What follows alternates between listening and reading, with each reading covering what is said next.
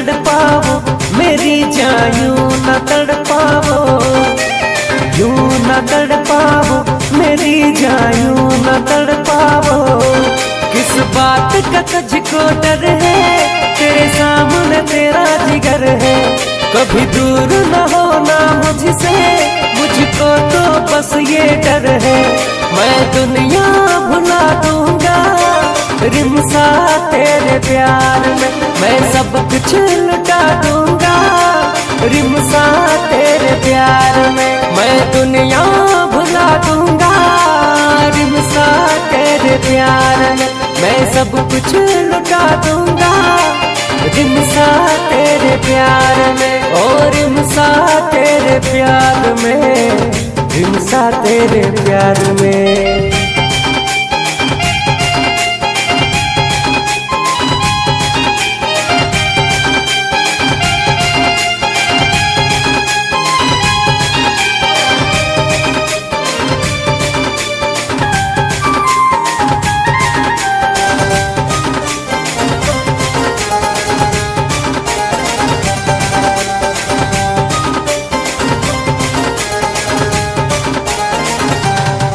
कितना मोहब्बत तुमको है मुझको जरा बताओ। झुकी झुकी नजर को तुम थोड़ा तो उठाओ, झुकी झुकी नजर को तुम थोड़ा तो उठाओ। कितना मोहब्बत तुमको है मुझको जरा बताओ। झुकी झुकी नजर को तुम थोड़ा तो उठाओ, झुकी झुकी नजर को तुम थोड़ा तो उठाओ।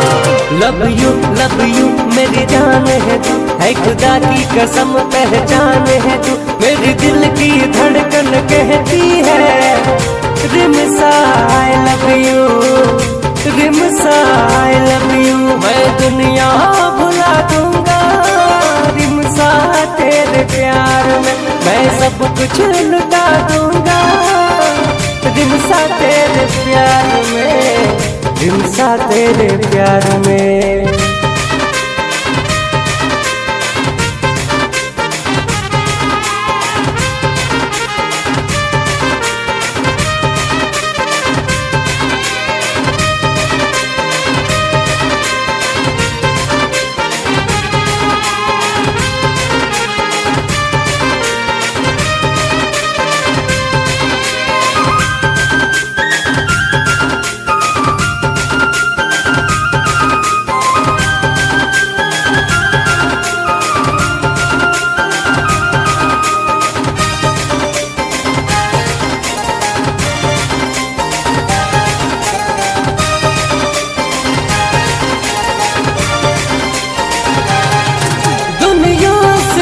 क्यों डरती हो मुझसे मोहब्बत करती हो। मिलने को जब मैं आता हूँ तो क्यों बहाना करती हो।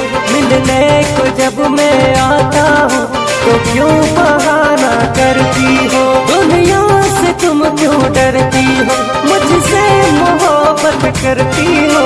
मिलने को जब मैं आता हूँ तो क्यों बहाना करती हो।